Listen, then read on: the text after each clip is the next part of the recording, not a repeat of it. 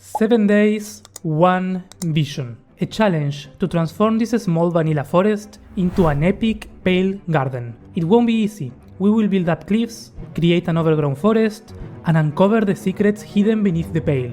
But when my time was running out, I realized I had it all wrong. This isn't just a build. This is a story waiting to be told. Let's begin. Welcome to another build transformation. We are going to begin by locating one of these biomes. They are not very large, so I will use the locate command for that. This one is too small and the area around it is terrible, so let's find another one. Well, this one is even smaller, but I kinda like the surrounding area a little bit better. Alright, challenge accepted. We will spend 7 days transforming this small thing into something epic. Let's begin by tearing down all the trees and vegetation. The script brush from Axiom is ideal for this. I wanna see here how large this area is. We can measure it using the ruler tool. That's around 250 blocks in this direction and 200 in that one. I want this to be larger, so let's keep clearing them out. That should be good enough. Now we gotta turn this into an actual pale garden biome. So let's grab the biome painter for that. And there we go. To begin with the terraforming, we are going to just flatten the whole area because the vanilla terrain that we got here is kinda bad.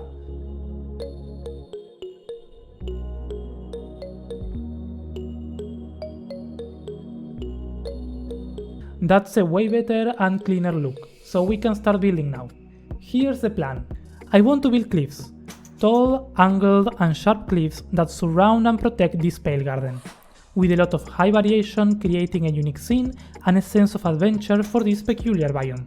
This is probably going to be the most time consuming part, so if I want to finish this within a week, I gotta find a quick way of doing these cliffs that I can also replicate all over. After some thinking, I believe the modeling tool from Axiom is going to be perfect for that. If we use a flat surface and tick the option extend to ground, we should be able to quickly add points to create the slope and shape of the top side of the cliff, and then if we hit enter, they should just go all the way down. There we go, that's perfect. Now with the lasso select, we should be able to carve out the bottom sections. And that's it. That's exactly what I wanted. So simple.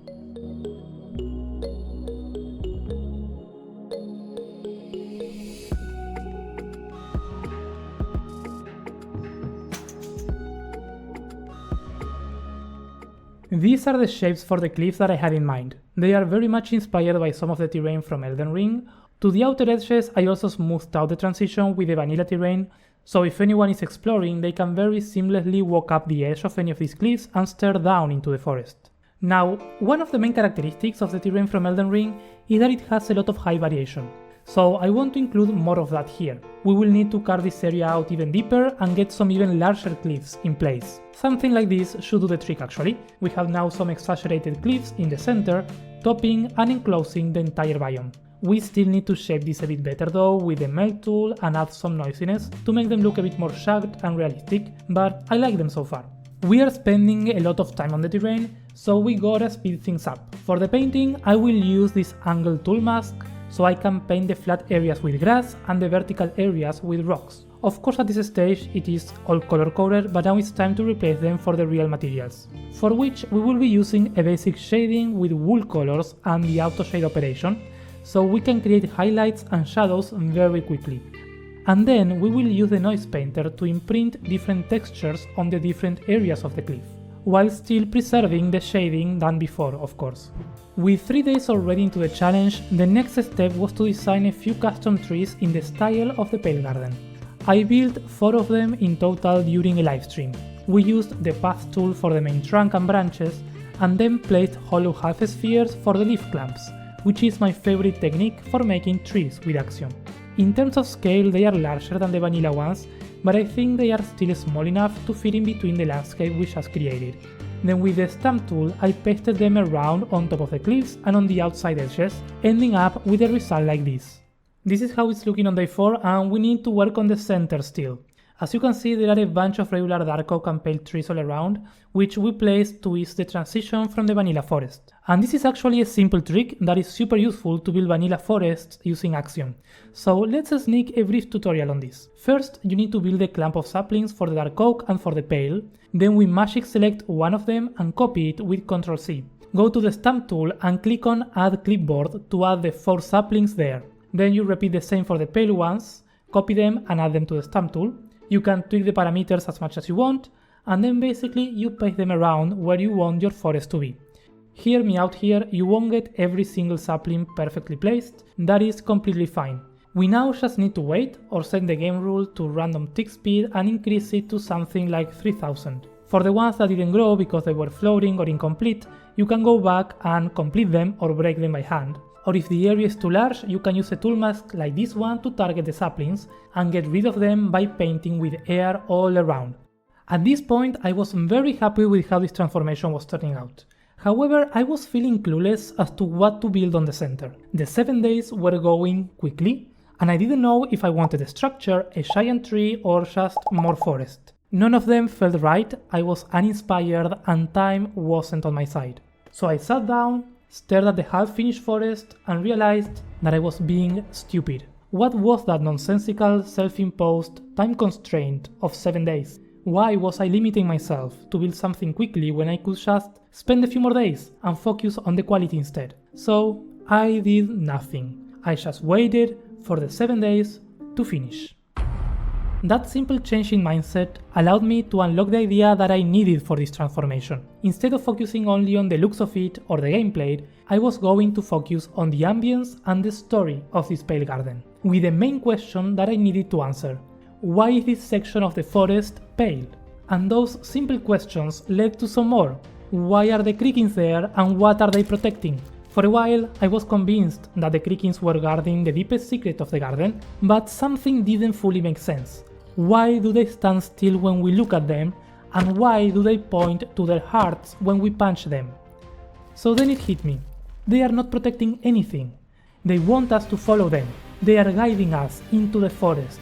They are nature's last resort to stop the pale corruption spreading from the heart of the garden, deep inside, in the resin castle. So now I have a castle to build.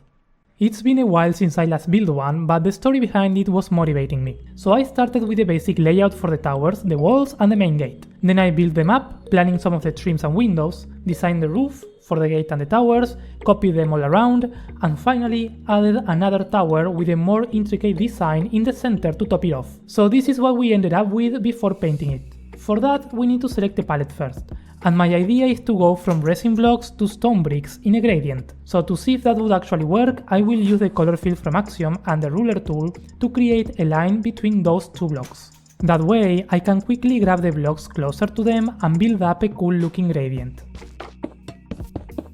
I want to see how the palette would look on the build before committing to finishing all the details, because until you try them you'll never know for sure if the ideas will work.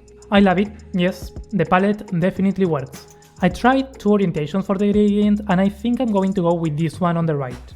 With the walls painted, all that was left to do was polishing the details, adding arches for the windows and crenulations for all of the towers.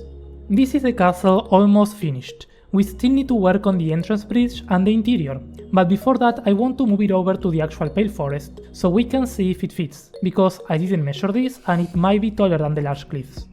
Alright, that's good, it's not taller and I kinda like it here. However, I feel like if we place it a few blocks below, it will look even better. Yeah. And also, we are still missing some high variation on the terrain to make this look even more epic. So what I want to do is terraform this part a bit more, creating some steps going down and have the castle in the pit at the end, which has to be deep but not super deep because I still want the towers to be visible from the surface. The process of terraforming this was not smooth, I won't lie. There was a driftstone cave right underneath, which was painful to get rid of. The terraces were surprisingly difficult to design properly, and I was terrified of ruining the beautiful terraforming we did previously. Gladly, at the end I think I found the right tools for this type of terrain, and ended up with a result very close to what I was imagining. Now it's finally time to place down the castle. I believe this height to be perfect for it. It's floating, I know, that's intentional. We will build down and extend the base all the way to the bottom, and then design a short but cool bridge to connect the castle gate with the terrain of the forest. With the castle finally in place, I went ahead and filled in the rest of the forest with trees, trying my best to make the canopy as dense as possible. We made a big castle and now it's barely visible with all of the trees. However, that's exactly what I wanted. The intention is for the players to immerse themselves into the dense forest, without seeing a single thing, hearing the creakings and watching their backs, until they maybe find some special spots, thanks to the high variations of the terrain, from where they can see parts of the castle poking out of the forest in the distance. So as they venture deeper into the garden, they lose sight again, until the forest eventually opens up, revealing the entrance to the castle, where the player can go to the sides and see that it goes even further down, realizing that it is actually larger than what they could see from afar. And I think that adds so much to the exploration, and when walking through it, it feels like a proper adventure. Of course, they could have also seen it before from the top of the cliffs as well if they went there first, but still, you get the point.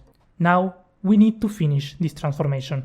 And the only thing left is the interior of the castle, which is so boring to do. I don't like interiors, but I have to, because there's a part of the story to tell inside. So while I fight against my impulse to leave this interior undone, let me tell you that you can download this map on my Patreon and Ko-fi. You can explore it by yourself and you'll be supporting me and the channel in the process, which is always very much appreciated. But this time, if we get to the 1000 likes, which is crazy but possible, I will put the download for free for everyone. So let's see if we can do that. The interior is almost done, at least this part. This is an abandoned castle, there's nobody living here, and that's why we have this broken floor that drops down into the darkness underneath.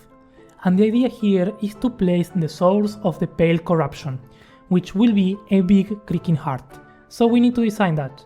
And this part actually went pretty smoothly for the shape. I tried a few things for the coloring which didn't really work, but then I added some branches going around and wrapping the heart, and finished it off by putting it in place and changing some of the colors back to orange, so it would fit better with the colors of the biome. The last thing to do is to hide the note block with some redstone to make it seem as if the heart was actually beating. I'm not the best at redstone, so I'm just doing the most basic thing I can think of. Someone recommended this during a stream and I think it's a genius idea. I don't remember exactly who it was, but thank you, it adds so much to the vibe. And that will be all for this transformation. I had so much fun doing this one and trying to incorporate a story through the build. So let me know what you think in the comments below. Thank you so much for watching, this has been Calvin and I will see you in the next one. Bye bye.